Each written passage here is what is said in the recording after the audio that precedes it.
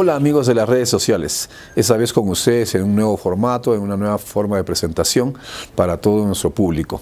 Esperamos que esta forma de presentación, formato, sea de su agrado, ¿no? Esa es la idea. Siempre IDECA tiene esa intención de presentar sus contenidos que lleguen al público y que se cumplan nuestros objetivos de reflexión crítica sobre determinados temas. El día de hoy, dando inicio a este nuevo estilo de trabajo, vamos a desarrollar la entrevista referida a las Salacitas, y para eso tenemos como invitada a Ana María Pino Jordán. Ella es investigadora, promotora cultural, con la cual vamos a conversar sobre este importante tema cultural. Bueno, el saludo inmediato. Anita, ¿qué tal? ¿Cómo estás? Bueno, bien, en la medida de lo posible, aquí participando del debate, del diálogo, promoviendo un poco la reflexión, un poco darle, como tú dices, la vuelta a la tuerca en los temas que nos interesan por el sitio donde estamos, ¿no? Estamos en un espacio andino y creo que la reflexión sobre lo andino se hace estratégica. Bien, sí, precisamente como tú dices, ¿no? Un poco en función a nuestro contexto. En estos días tenemos esta celebración permanente, constante, de la fiesta de las Salacitas, ¿no? La feria de las Salacitas en particular, ¿no? que se organiza en nuestra ciudad. Quizás antes de conversar directamente de las Salacitas, de los aspectos más serios y formales, ¿cómo tú ves esto? ¿Eso es un fenómeno, una práctica? ¿Cómo la situaríamos a la manifestación esta? Yo creo que es como una festividad, ¿no? O sea, es como la festividad de la Candelaria, en donde participan los conjuntos, la música, la danza, y a las citas también participa la comunidad, participa no solamente la espiritualidad, sino también la subjetividad de la gente que tiene sus expectativas y esperanzas o lo que sea que haya resignificado puesto en las miniaturas. Ya, visto eso situando, ¿no? como festividad, este encuentro, que en realidad no solamente es una manifestación cultural eminentemente andina, ¿no? Sino es hay una integración, un vínculo. Quizás ese aspecto, ¿cómo lo ves tú, ¿no? Porque no es estrictamente ni andino ni occidental. No, yo creo que está profundamente resignificado. Yo pienso que el sentido andino de lo que significaron las miniaturas se ha transformado totalmente, se ha resignificado, ¿no? Y entonces ya la fiesta o la festividad, resulta ser producto de esta sociedad diversa que es yo diría una festividad mestiza, ¿no?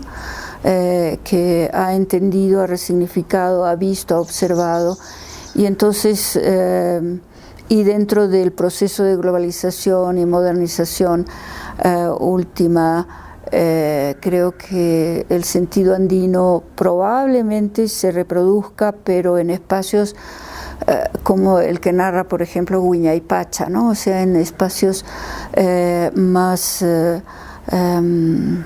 de familias andinas retiradas, no tan urbanas, y la urbe ha atrapado la festividad y la ha hecho suya, ¿no? Claro, es interesante eso, ¿no? O sea, hay esta suerte de encuentro con todas con todo lo que acabas de decir, con eso sería una festividad de resignificación, ¿no? Sí. Cultural, religiosa. Sí. Y yendo un poco más a la parte religiosa, ¿no? Porque la festividad sí es de resignificación, pero hay un fuerte contenido religioso. Sí, yo creo, mira, que afortunadamente todavía se puede distinguir qué viene de la vertiente andina y qué viene de la vertiente occidental. Se puede distinguir, y ese ahora todavía es una ventaja, ¿no?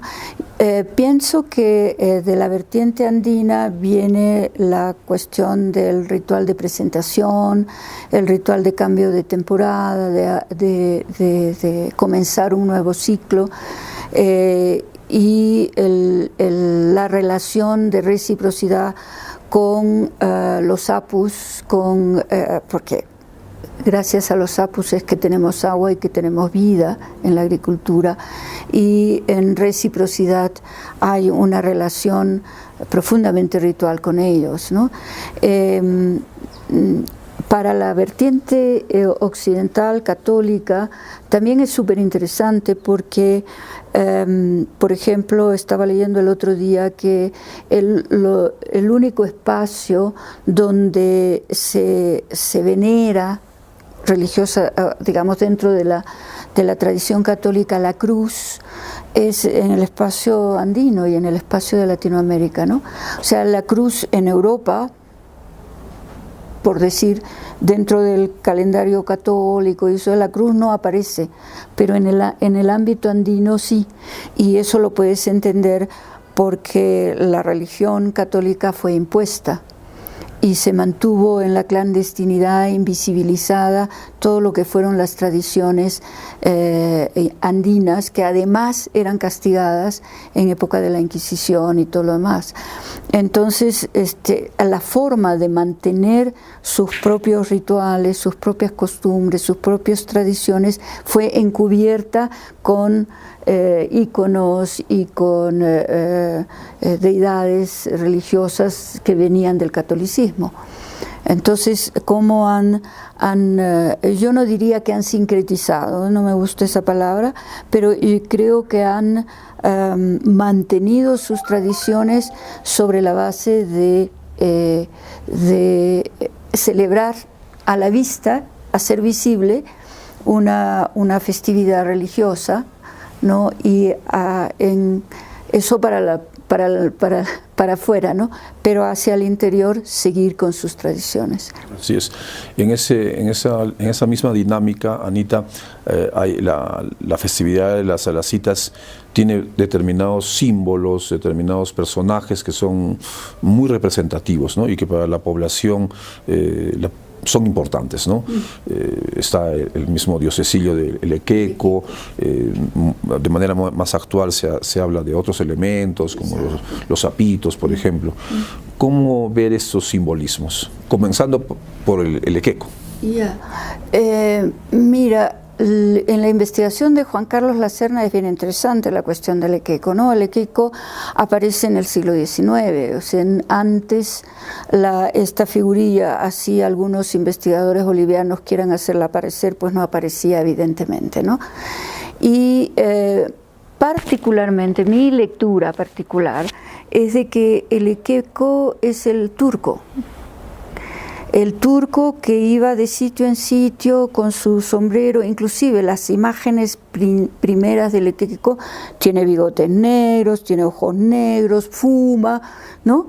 El turco era el personaje que iba de lugar en lugar recogiendo los pedidos de las mercaderías que se necesitaban. Por eso es que carga colchones, hojotas, ollas, carga todo, pero figurativamente el Elequeco lo trae encima, pero el turco lo tomaba en su libreta, ¿no? Y según la frecuencia de los carros que llegaban o iban a los pueblos, hacía llegar las mercaderías, ¿no? Para mí es eso porque lo asumo así, porque la cultura andina es presentativa, no es representativa.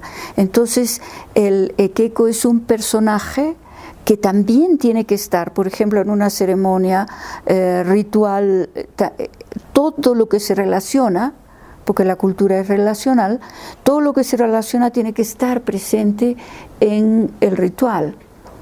Y claro, de repente no van a tener al que les abastece, al turco, ¿no? Pero lo presentan. O sea, esa figurilla del Elequeco no es una figurilla, es el personaje que abastece y trae.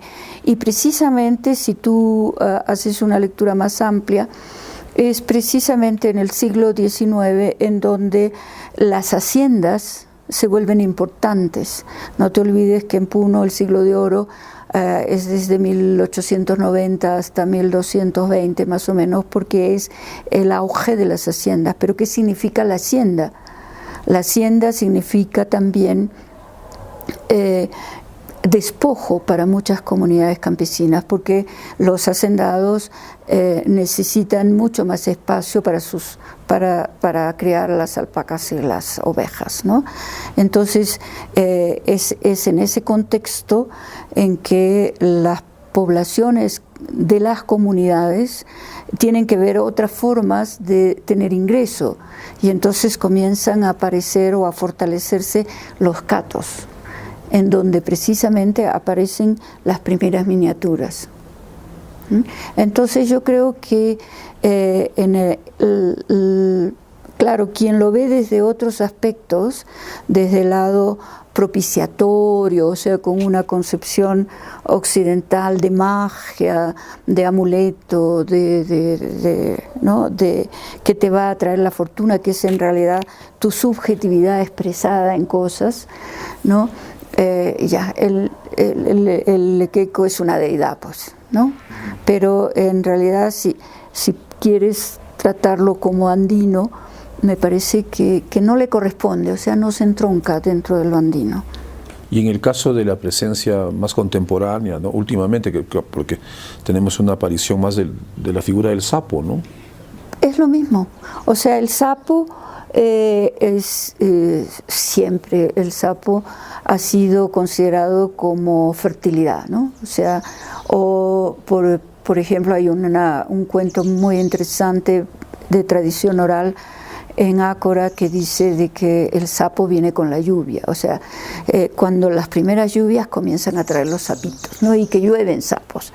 Entonces el sapo es expresión de reproducción, expresión de cosecha, expresión de alimento, expresión de vida, y entonces se puede entroncar en el sapo también como amuleto de reproducción de dinero, de reproducción de propiedades, de reproducción de estudios, lo que quieras, pero propiciatorio para eso, ¿no? Y viendo un poco la parte de hacia dónde, hacia el horizonte un poco al cual se proyecta la festividad, ¿qué avisoras tú en el futuro? Hablaste al principio de que en este mundo globalizado, ¿no es cierto? ¿Qué avisoras? ¿Qué modificaciones o qué nuevos fenómenos pudiesen aparecer asociados a la festividad de las Alacitas? Los últimos años, por ejemplo, he visto bien interesante también con esto de la globalización y ¿no? Por ejemplo, que aparecen cada año el animal que es símbolo del calendario chino. En el año del perro vas a ver 8.000 perros. En el año del chancho vas a ver chanchitos hasta por donde quieras. En el año del caballo, caballitos de todas formas. Entonces eso es producto de eso, porque ¿quién hablaba del horóscopo chino hace algunos años? Claro. ¿Y quién los asumía como el año del chancho? Entonces propiciatorio va a ser tener un chanchito. O sea, la resignificación y la asimilación de categorías que son más en el contexto de la persona, de lo que quiere la persona, ¿no? Y pasando un poco a esa dimensión más espiritual, y religioso-espiritual de cada persona, ¿no? Ante la festividad o ante el mismo hecho de la miniatura. ¿Cuáles son tus reflexiones, ¿no? Porque si bien toda festividad andina es eminentemente colectiva, no es individualizable, pero seguramente hay algún tipo de expresiones o de aspectos más propios, personales, que las personas van viviendo con la festividad. Yo pienso que la festividad está relacionada con la fe. Inclusive el mismo que te hace el summa aéreo cuando tú compras, dices, tienes que hacerlo con fe, ¿no? Y entonces la espiritualidad está relacionada a esa fe, ¿no? A esa creencia. Por un lado, por ejemplo, una vez conversando con una psicóloga social, me decía, me parece fantástico, porque el hecho de que hayas comprado una casita, por ejemplo, en las Salacitas, va a hacer que te sientas seguro de lograr esa casita, porque estás con apoyo de la casita, de la magia, ¿no? Y entonces todo lo que hagas lo vas a hacer en función de lograr esa casita, y la vas a lograr, porque te da seguridad. Entonces hay varios mecanismos. Una especie de función terapéutica, ¿no? Sí. No solamente terapéutica, sino de afirmación de si estás dudando, no lo haces, pero si tienes la seguridad que además tienes, como en el catolicismo, ¿no? Tienes tu angelito de la guardia, no te va a pasar nada, tienes fe y no te pasa nada. ¿Ves? Entonces yo creo que es el hecho de sentirse, de haber en las Salacitas, es como las hierbas medicinales que se venden en el domingo de Pascua, ¿no? Están bendecidas, entonces te van a hacer bien, ¿no? Entonces más o menos ese es el sentido que hay personal y colectivo detrás de estas manifestaciones. Claro, como que la religiosidad, la espiritualidad sana, ¿no? Sí, ayuda. Bueno, y en cuanto a las nuevas generaciones, ¿cómo ves tú el hecho de que, bueno, siempre se habla de que son prácticas tradicionales, ¿no? Ancestrales, pero también habría que situarse con los jóvenes, ¿no? Las nuevas generaciones. Claro, ya mencionaste que con eso de la globalización, ya toda la festividad china o el calendario chino entra pues a tallar, ¿no? Pero también en los jóvenes, la resignificación del joven no es diferente a la resignificación de la persona adulta. Pero es que yo creo que el joven ya no ha resignificado, ha heredado la resignificación de sus padres o de sus abuelos. Entonces ya el joven, inclusive con el internet y con todas los estímulos que da las redes y todo lo demás, cada vez asocia al deseo de, qué sé yo, tener un iPhone de, no sé, 8ª generación, y seguramente que la va a encontrar, ¿no?